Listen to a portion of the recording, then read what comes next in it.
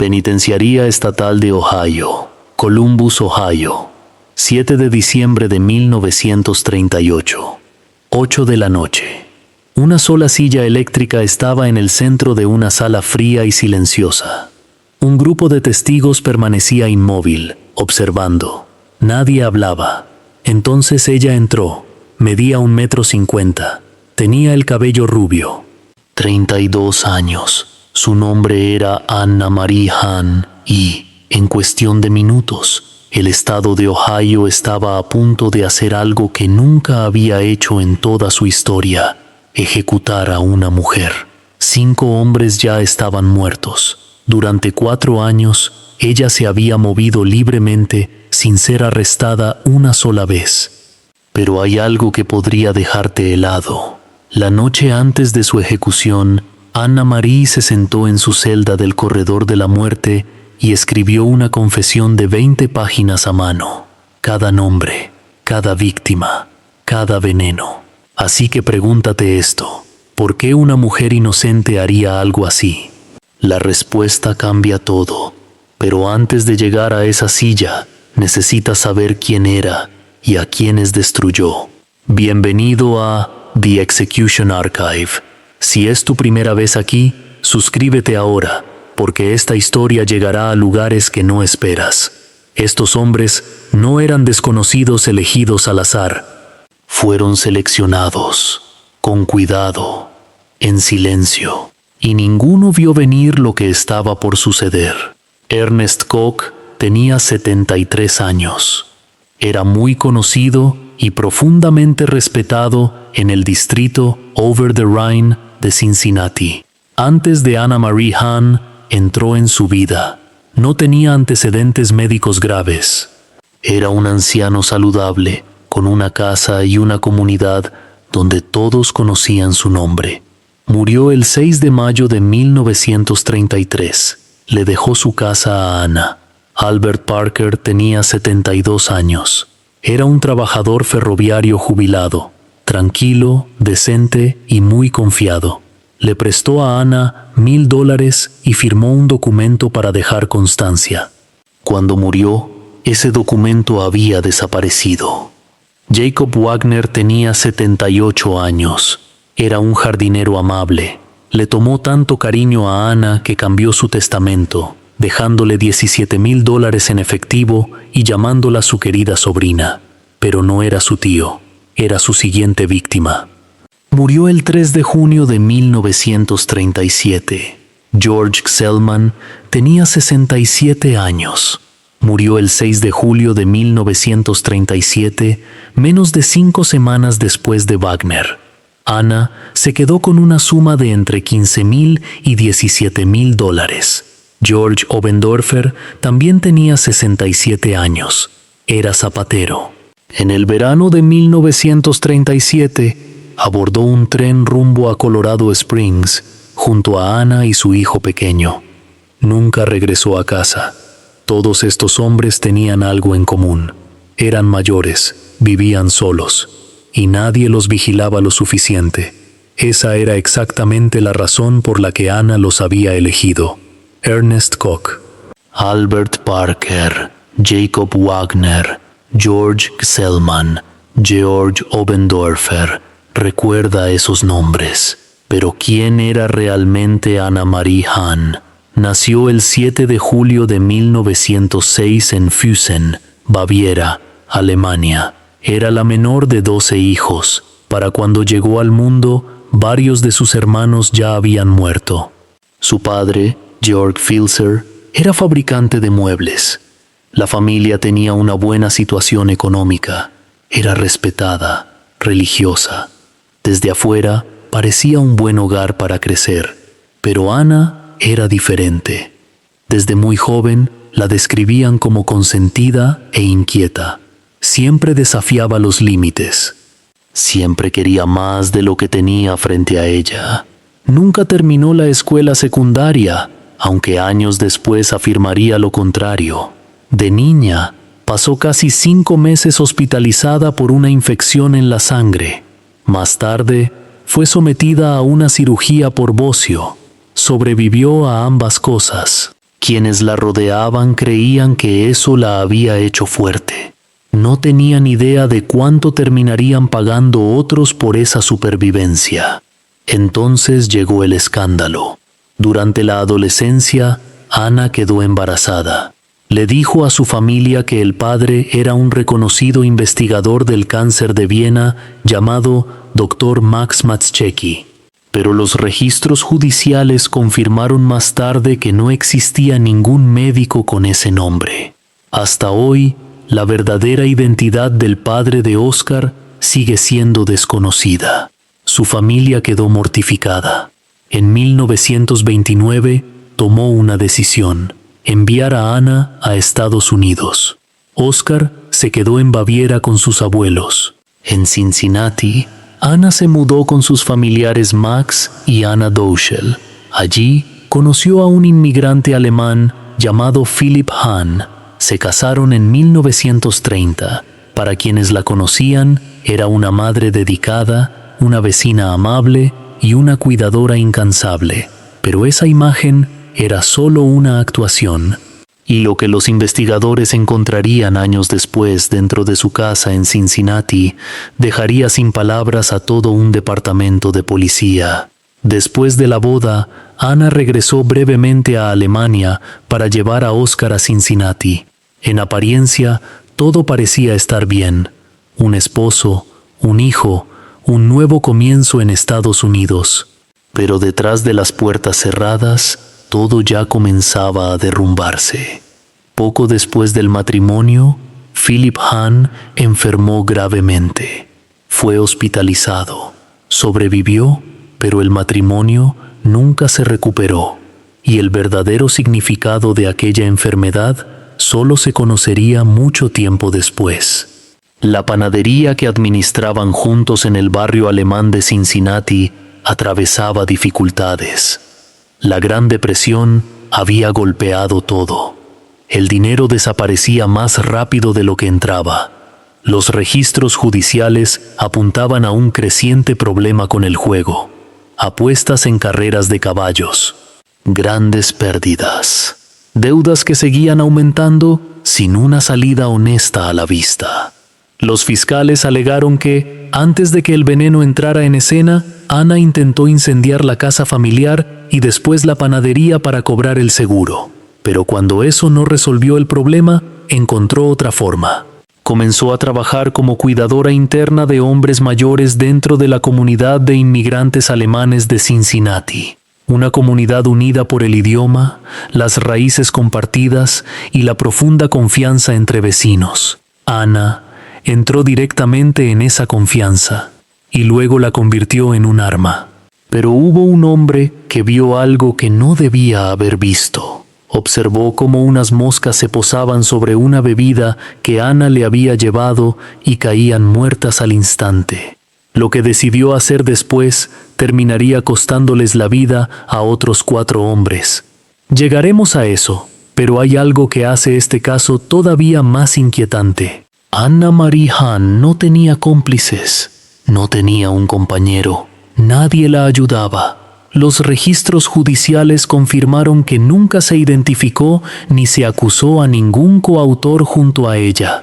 Cada paso que dio, lo planeó, lo preparó y lo llevó a cabo completamente sola. Sus armas eran el arsénico y el aceite de crotón. Ambos eran accesibles en la década de 1930, y en ese momento, ambos eran casi imposibles de detectar. Ella los administraba a través de la comida, las bebidas y los medicamentos, cosas que ella misma preparaba y entregaba a hombres que confiaban por completo en ella. Sus víctimas nunca eran elegidas por accidente. Eran hombres mayores, vivían solos, tenían ahorros modestos, poca o ninguna familia que los visitara con frecuencia, y una profunda confianza cultural en otra inmigrante alemana. Ana se convirtió en la persona que controlaba sus comidas, sus medicamentos y, en muchos casos, su dinero. Modificaba los testamentos a su favor, pedía dinero prestado y hacía desaparecer los documentos después de que cada hombre moría. Incluso llevaba a Oscar con ella durante algunos viajes. Una madre, viajando con su hijo pequeño, parecía completamente normal. Ese era el objetivo.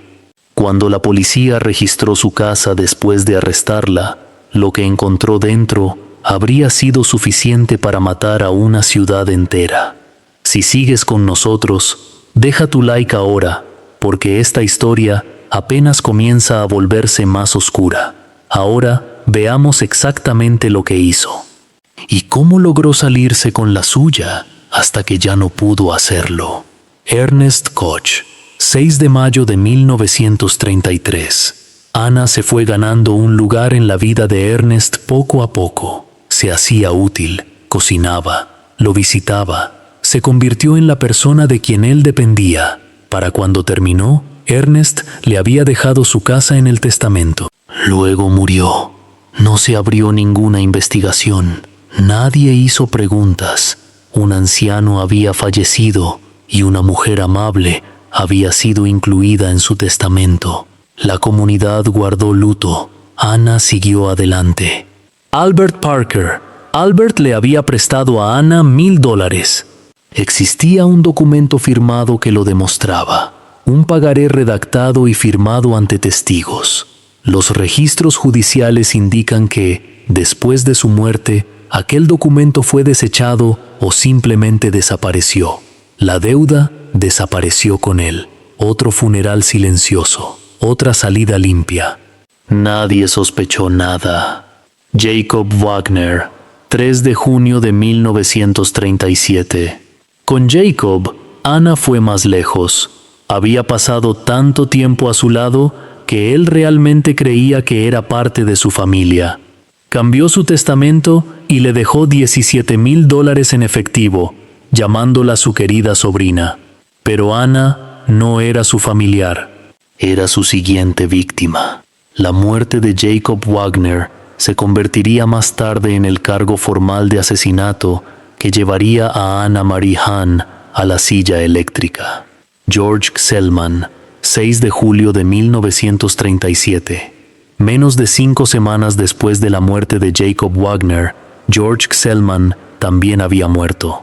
Antes de su fallecimiento, Ana había logrado entrar en sus asuntos financieros y se quedó con una suma de entre $15,000 y $17,000. Aún así, nadie dio la alarma. Las autoridades todavía no veían ningún patrón. Para todos, otro anciano simplemente había muerto bajo el cuidado de una mujer dedicada. George Obendoerfer, 1 de agosto de 1937. Este fue el caso que terminó con todo. Durante el verano de 1937, Ana convenció a Georg Obendoerfer, un zapatero de 67 años, de viajar con ella a Colorado Springs. También llevó a Oscar, 2 adultos y un niño pequeño abordando un tren. No había nada extraño en eso, pero, según el propio testimonio de Oscar durante el juicio, Obendoerfer comenzó a enfermarse en el tren antes de que siquiera llegaran a Colorado. Para cuando llegaron, su estado empeoraba rápidamente. Murió agonizando en la habitación del hotel. Cuando las autoridades de Colorado fueron a hacer preguntas, Ana las miró a los ojos y les dijo que no conocía a ese hombre, pero acababa de cruzar las fronteras estatales con él. Había viajado a su lado en el tren. Lo había visto enfermarse durante cada tramo del viaje. Entonces hizo algo que nadie esperaba. Se ofreció a pagar su funeral. Esa sola oferta despertó sospechas de inmediato. Las autoridades ordenaron una autopsia. Los resultados no dejaron lugar a dudas. Envenenamiento por arsénico, confirmado. Los investigadores enviaron la información a Cincinnati. El tiempo de Anna Marie Hahn finalmente había comenzado a agotarse. George Hayes, el hombre que logró sobrevivir. Durante el juicio, George Hayes subió al estrado y contó lo que ocurrió el día en que Ana le llevó una jarra de cerveza de raíz. Vio cómo unas moscas se posaban sobre la bebida. Murieron casi al instante. Empezó a sospechar, le pidió que se fuera y sobrevivió. pero nunca acudió a la policía, y otros 4 hombres pagaron ese silencio con sus vidas. Cuando Anna Marie Hahn regresó de Colorado a Cincinnati junto a Oscar, bajó del tren como si no hubiera ocurrido nada. Pero se equivocaba sobre lo que la esperaba. Los detectives ya estaban allí. Las órdenes de arresto ya habían sido preparadas. En cuanto regresó a Cincinnati, las autoridades actuaron. Y hubo algo que llamó la atención de todos los presentes. Anna se mostraba serena, vestía bien. Estaba completamente tranquila. No les dio nada a los investigadores, ni un temblor, ni una grieta, ni una sola palabra que pudiera ayudarlos. El mismo encanto y la misma seguridad que había usado para entrar en las casas de 5 ancianos, ahora los dirigía directamente contra las autoridades. Pero esta vez no funcionó. Cuando la policía registró su casa en Cincinnati, un detective declaró más tarde que la cantidad de veneno encontrada allí era suficiente para matar a la mitad de Cincinnati. Philip Hahn, su esposo separado, no tuvo ningún papel en lo que ocurrió después. Ese capítulo de su vida ya había terminado. En toda la comunidad germano-estadounidense de Cincinnati, la reacción fue de absoluta incredulidad. Eran personas que la habían recibido, confiado en ella y puesto a sus ancianos bajo su cuidado. Más tarde, los fiscales sostendrían que su motivo nunca fue complicado. Era simple robo por dinero, testamentos manipulados, deudas eliminadas, herencias tomadas en silencio de hombres que nunca vieron venir lo que les esperaba. Pero el arsénico encontrado en el cuerpo de George Obendorfer no solo cerró un caso, rompió 4 años de silencio. Los investigadores comenzaron a revisar los registros de cada anciano al que Anna Marie Hahn había cuidado dentro de la comunidad alemana de Cincinnati. Lo que encontraron fue una cadena de muertes que se remontaba hasta 1933, 4 años completos, y ninguna de esas muertes había provocado una investigación formal. La razón era dolorosamente simple. Anna era cuidadora. Los ancianos bajo su cuidado enfermaban y morían. Eso no parecía extraño, no despertaba sospechas. Era algo que muchos consideraban esperado. Su trabajo le daba la cobertura perfecta, y ella sabía exactamente cómo aprovecharla.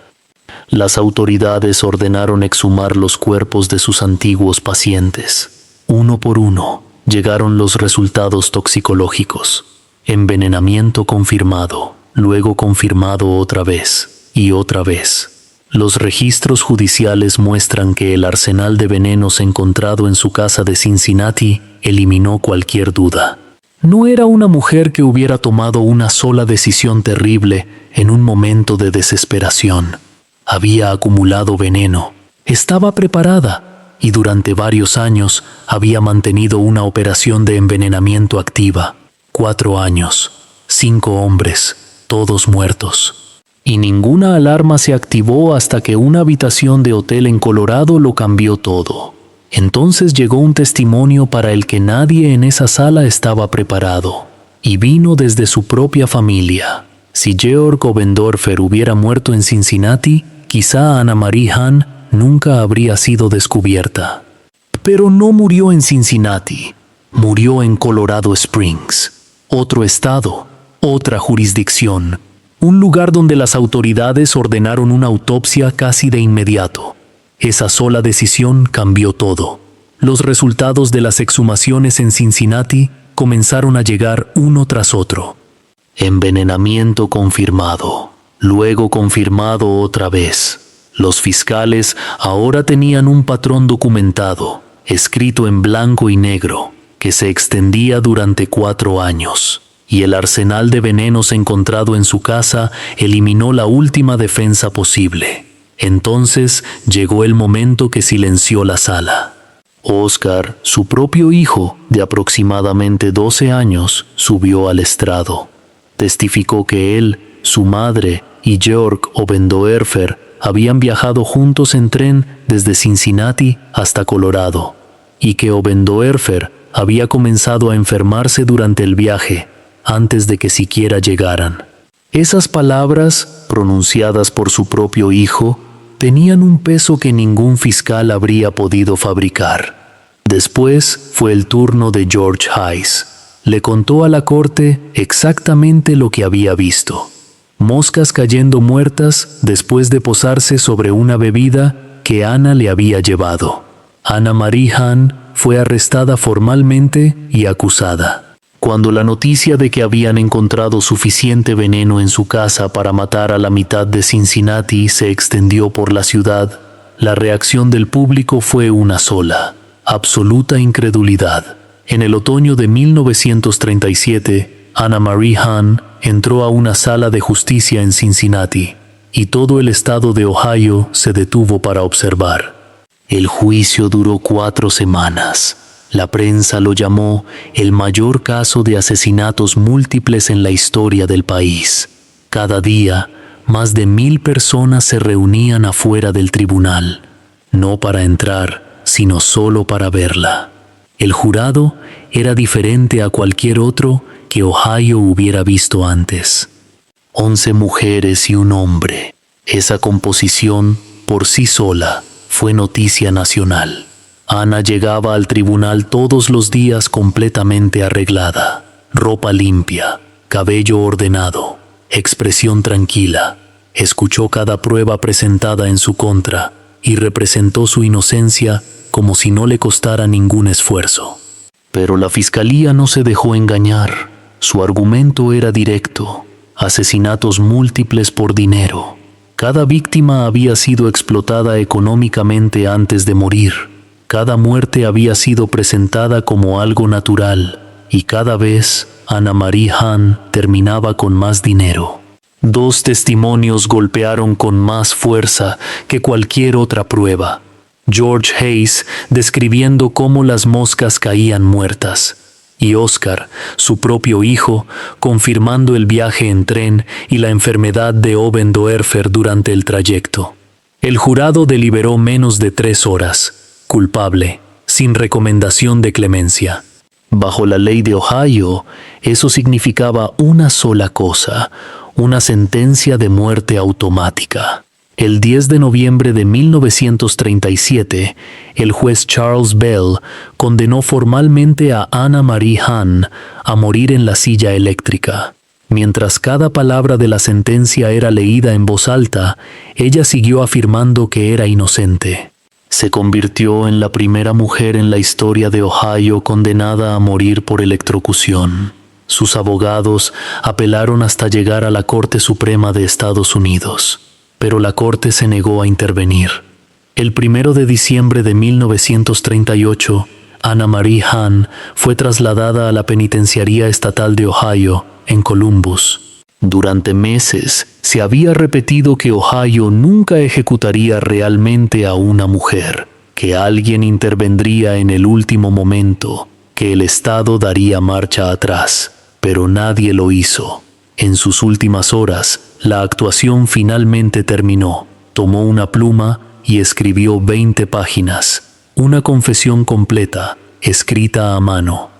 Nombró a sus víctimas, admitió los envenenamientos, expresó una profunda confusión por sus propios actos, pero, por encima de todo, escribió sobre el miedo que sentía por lo que sería de Oscar cuando ella ya no estuviera. No pidió una última comida. La tristeza y el pánico la consumían demasiado como para comer. Oscar, de aproximadamente 12 años, pasó la mayor parte de ese último día con ella en la prisión. Cuando llegó el momento de llevarla a la cámara de ejecución, lo acompañaron hasta la puerta de la casa de la muerte, pero no le permitieron entrar. Caminó hasta la capilla de la prisión y se sentó solo. Anna llevaba un pijama azul y una blusa marrón. Su cabello rubio estaba despeinado. Los guardias la condujeron por el pasillo, frente a las celdas de 12 hombres condenados a muerte. Uno por uno, todos se acercaron a los barrotes y permanecieron en silencio. Anna los miró y dijo: «Adiós a todos. Que Dios los bendiga». Al llegar a la puerta de la cámara de ejecución, se desplomó. Los guardias tuvieron que cargarla hasta la silla. Mientras la sujetaban con las correas, extendió los brazos hacia los testigos y gritó: «Señor Woodard, no me haga esto. Piense en mi hijo. ¿Nadie va a ayudarme?». Luego se volvió hacia el capellán de la prisión, el padre John Sullivan, y susurró: «Cuídese, padre. Lo van a matar». El padre Sullivan comenzó a rezar el Padre Nuestro. Ana repitió cada palabra junto a él. En medio de la oración, activaron el interruptor. A las 8:13 de la noche del 7 de diciembre de 1938, Anna Marie Hahn fue declarada muerta. Tenía 32 años. Fue la primera mujer ejecutada por el estado de Ohio. Después de su muerte, el abogado de Anna vendió la confesión de 20 páginas al Cincinnati Enquirer con una sola condición: cada dólar obtenido sería depositado en un fondo para Oscar. Y esa promesa se cumplió. Con el tiempo, Oscar quedó al cuidado de una familia de acogida en el Medio Oeste. Llevó una vida relativamente tranquila y más tarde sirvió en la Marina de Estados Unidos durante la Segunda Guerra Mundial. Ernest Koch, Albert Parker, Jacob Wagner, George Xellman, Georg Obendoerfer. 5 hombres que confiaron en alguien que creían que estaba allí para ayudarlos. Merecían algo mucho mejor. Anna Marie Hahn pasó años envenenando a hombres para conseguir dinero y libertad.